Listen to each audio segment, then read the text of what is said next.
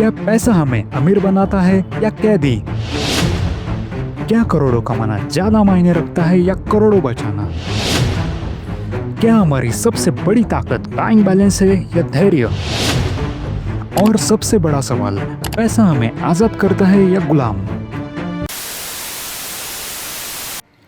नमस्कार दोस्तों, स्वागत है आपका द साइकोलॉजी ऑफ मनी के तीसरे पार्ट में। अगर आपने पहला और दूसरा पार्ट नहीं देखा है तो उन्हें जरूर देखें, लिंक डिस्क्रिप्शन में दिया गया है। इस वीडियो में मिलने वाले जवाब आपके पैसे और सोचने के तरीके को हमेशा के लिए बदल देंगे। तो चलिए शुरू करते हैं और जानते हैं पैसे के असली रहस्य। Number 1, save money. पैसा बचाना सिर्फ भविष्य की जरूरतों के लिए नहीं है, बल्कि ये हमें फ्रीडम और कंट्रोल देता है। जब आपके पास सेविंग्स होती है तो आप मजबूरी में कोई गलत नौकरी, खराब बॉस या तनाव भरा काम करने को मजबूर नहीं होते। बचत का कोई फिक्स फॉर्मूला नहीं है। ये मायने नहीं रखता कि आप 10% बचा रहे हो या 50%। असली ताकत इस बात में कि आप निरंतर बचत कर रहे हैं। सेविंग्स आपकी इनकम पर डिपेंड नहीं करती। आप 20,000 कमाए या 2 लाख, अगर आप खर्चे कंट्रोल करना जानते हैं तो आप बचत जरूर कर सकते हैं। मॉर्गन यहाँ एक गहरी स्टोरी बताते हैं। वो कहते हैं कि 100 साल पहले दुनिया हाइपर लोकल थी। उस वक्त अमेरिका में 75% लोगों के पास ना तो टेलीफोन था और ना ही रेगुलर मेल सर्विस। इसका मतलब ये हुआ कि आपकी प्रतिस्पर्धा सिर्फ आपके छोटे से शहर या कस्बे तक ही सीमित थी। अगर कोई व्यक्ति औसत दिमाग का भी था लेकिन अपने गांव में या शहर में सबसे अच्छा था तो उसे उसी हिसाब से सम्मान और मौके मिलते थे। लेकिन आज दुनिया हाइपर कनेक्टेड है। इंटरनेट, ग्लोबलाइजेशन और टेक्नोलॉजी ने टैलेंट पूल को लाखों करोड़ों लोगों तक फैला दिया है। अब आप सिर्फ अपने शहर के लोगों से नहीं बल्कि पूरी दुनिया के लोगों से कंपटीशन कर रहे हो, चाहे वो टीचिंग हो या मार्केटिंग या फिर अकाउंटिंग, प्रोग्रामिंग या जर्नलिज्म। अब सवाल ये है कि इस बढ़ती प्रतिस्पर्धा में आप कैसे अलग दिखेंगे।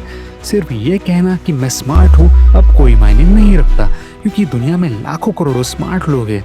आज असली एडवांटेज है फ्लेक्सिबिलिटी। अगर आपके पास बचत है तो आपके पास फ्लेक्सिबिलिटी है। आप अच्छे अवसर का इंतजार कर सकते हैं। आप नई स्किल्स सीख सकते हैं जब जरूरत हो। आप फाइनेंशियल प्रेशर के बिना अपनी सही रफ्तार और पैशन चुन सकते हैं।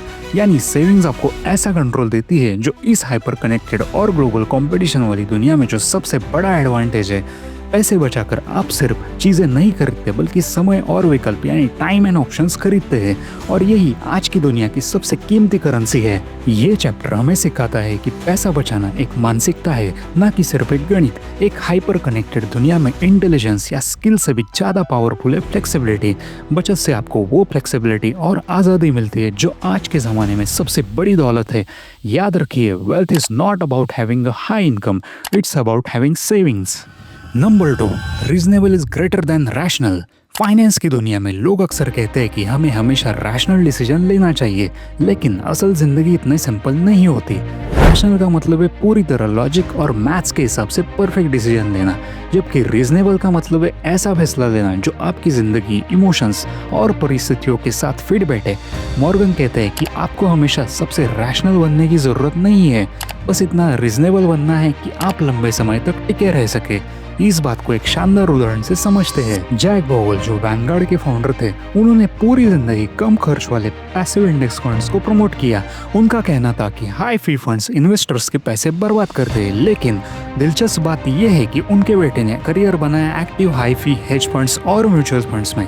अब सोचिए, जैक बोगल जो कहते थे कि हाई फी फंड्स अरिथमेटिक के खिलाफ है, उन्होंने खुद अपने बेटे के फंड्स में पैसा इन्वेस्ट किया। जब उनसे पूछा गया कि आपने ऐसा क्यों किया, तो उन्होंने वॉल स्ट्रीट जर्नल को जवाब दिया कि हम कुछ चीजें फैमिली की वजह से करते हैं। अगर ये कंसिस्टेंट नहीं भी है तो भी जिंदगी हमेशा कंसिस्टेंट नहीं होती। यानी जैक बोगल ने यहाँ रैशनल से ज्यादा रीजनेबल होना चुना। दोस्तों, इस कहानी से हमें एक सीख मिलती है कि पैसे और जिंदगी के फैसले हमेशा कैलकुलेटर से नहीं लिए जाते। कभी कभी हमें अपने इमोशंस, रिश्ते और लंबी अवधि की शांति को ध्यान में रखना पड़ता है। पूरी तरह रैशनल होना इंसानी नहीं, लेकिन रीजनेबल होना हमें टिकाऊ और खुशहाल बनाता है। तो याद रखिए, आपको सबसे स्मार्ट या सबसे रैशनल बनने की जरूरत नहीं है, बस इतना रीजनेबल बने कि आप लंबे समय तक टिके रहे और जीवन का संतुलन बनाए रख सके। Number 3, surprise. पैसों की सबसे बड़ी सच्चाई ये है कि हमारी जिंदगी और निवेश की दिशा तय करने वाली घटनाएं हमेशा सरप्राइज होती है। हमें लगता है कि इतिहास हमें भविष्य का नक्शा देगा, लेकिन हकीकत ये है कि जो कल काम करता था वो आज जरूरी नहीं कि काम करे। यही बात साइकोलॉजी ऑफ मनी के इस चैप्टर में समझाई गई है। जब लोग इन्वेस्टिंग के बारे में सोचते हैं तो ज्यादातर इतिहास को देखकर सीखने की कोशिश करते हैं, लेकिन समस्या ये है कि जितना पीछे आप इतिहास में जाएंगे आज के लिए उसकी रिलेवेंस उतनी ही कम होती जाएगी, क्योंकि इकोनॉमी बदलती है, मार्केट बदलता है, टेक्नोलॉजी सब कुछ पलट देती है और इंसानी व्यवहार भी समय के साथ एडजस्ट हो जाता है। गलती तब होती है जब हम पुराने फॉर्मूलों को अंधाधुंध आज की दुनिया में लागू करने लगते हैं, और यही आता है कहानी में एक महान निवेशक बेंजामिन ग्राहम, जिन्हें फादर ऑफ वैल्यू इन्वेस्टिंग कहा जाता है। उन्होंने द इंटेलिजेंट इन्वेस्टर नाम की क्लासिक किताब लिखी है। इसमें उन्होंने ऐसे फॉर्मूले दिए जो दिखने में बिल्कुल स्टेप बाय स्टेप गाइड जैसे लगते थे। मॉर्गन कहते हैं कि उन्होंने खुद ये किताब अपने टीनेज में पढ़ी थी। उस समय लगा कि ये तो अमीर बनने का शॉर्टकट है, बस फॉर्मूला फॉलो करो और पैसा बरस जाएगा। लेकिन जब इन्हें प्रैक्टिकली अपनाने की कोशिश की तो महसूस हुआ कि इसमें से बहुत कम ही फॉर्मूले आज के ज़माने में काम करते हैं। तो क्या ग्राहम गलत थे? बिल्कुल नहीं। असल में ग्राहम की सबसे बड़ी ताकत यही थी कि वो हमेशा अडेप्ट करते थे। उन्होंने हर नई एडिशन में पुराने फॉर्मूलों को हटाकर नए जोड़ दिए। 1976 में अपनी मौत से ठीक पहले ग्राहम ने खुद कहा था कि अब वो डिटेल स्टॉक एनालिसिस के पक्ष में नहीं है। इसकी वजह क्या थी? जब 40 साल पहले उन्होंने किताब लिखी थी तब ये काम करती थी, लेकिन अब वक्त बदल चुका था।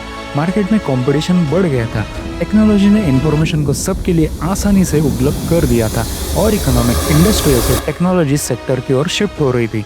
यानी चीज़ें बदल चुकी थी और ग्राहम इसे मानते थे। यही उनकी सबसे बड़ी सच्चाई थी। यही असली मैसेज है इस चैप्टर का। इतिहास से सीखो, लेकिन अंधा विश्वास मत करो। इतिहास से हम इंसानी नेचर जैसे लालच, डर, स्ट्रेस में बिहेवियर ये सब समझ सकते हैं, क्योंकि ये हमेशा एक जैसे रहते हैं। लेकिन कौन सा सेक्टर चलेगा, कौन सा ट्रेड काम करेगा, ये सब चीजें वक्त के साथ बदलती रहती है। इसलिए इन्वेस्टर जॉन टेम्पल्टन ने कहा था, निवेश की दुनिया में सबसे खतरनाक 4 शब्द है, इट्स डिफरेंट दिस टाइम। लेकिन टेम्पल्टन ने खुद माना कि कम से कम 20% समय पर चीजें वाकई डिफरेंट होती है। दुनिया बदलती है और यही बदलाव सबसे बड़ा फर्क डालते हैं। तो सीख ये है कि इतिहास का इस्तेमाल गाइडलाइन की तरह करो, लेकिन फॉर्मूले की तरह मत मानो। इकोनॉमी जिंदा है, बदलती रहती है, सरप्राइज देती रहती है, और असली इन्वेस्टर वही है जो समय के साथ अपने विचारों को बदलना जानता है। जैसा मॉर्गन लिखते हैं, हिस्टोरियंस आर नॉट प्रॉफिट्स, यानी इतिहासकार भविष्यवक्ता नहीं होते। भविष्य हमेशा सरप्राइज देगा और हमें उसके लिए तैयार रहना होगा। Number 4, room for error. लेखक मॉर्गन हाउसल कहते हैं कि आपकी सफलता सिर्फ आपकी योजना पर नहीं, बल्कि आपकी गलतियों से बचने की क्षमता पर भी निर्भर करती है। मतलब ये है कि चाहे आप कितने भी स्मार्ट क्यों न हो, अनजाने रिस्क और सरप्राइज हमेशा ही रहेंगे, और उनसे बचने का सबसे अच्छा तरीका है अपने लिए रूम फॉर एरर छोड़ना। अब इस बात को समझने के लिए आइए चलते हैं वर्ल्ड वॉर 2 के दौरान बैटल ऑफ स्टालिनग्राड की तरफ। ये इतिहास की सबसे बड़ी लड़ाई थी जिसमें लाखों सैनिक शामिल थे। 1942 में जर्मनी की एक बड़ी टैंक यूनिट शहर के बाहर घास के मैदानों में रिजर्व में खड़ी थी। जब मोर्चे पर अचानक टैंक्स की सख्त जरूरत पड़ी तो सबको झटका लगा।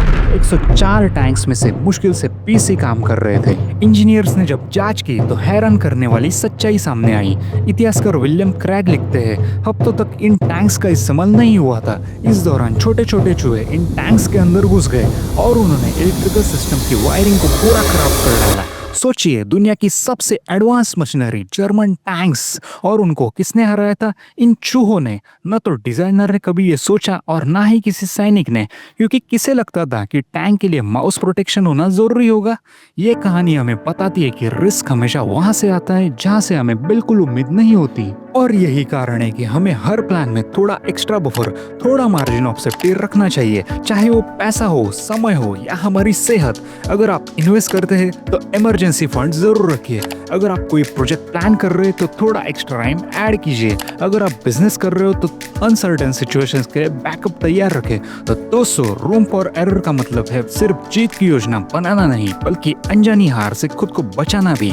जैसे जर्मन टैंक्स चूहों से हार गए, वैसे ही हमारी सबसे मजबूत प्लानिंग भी छोटे छोटे रिस्क से फेल हो सकती है। लेकिन अगर हम बफर रखते हैं तो ऐसे सरप्राइज हमें गिरा नहीं पाएंगे।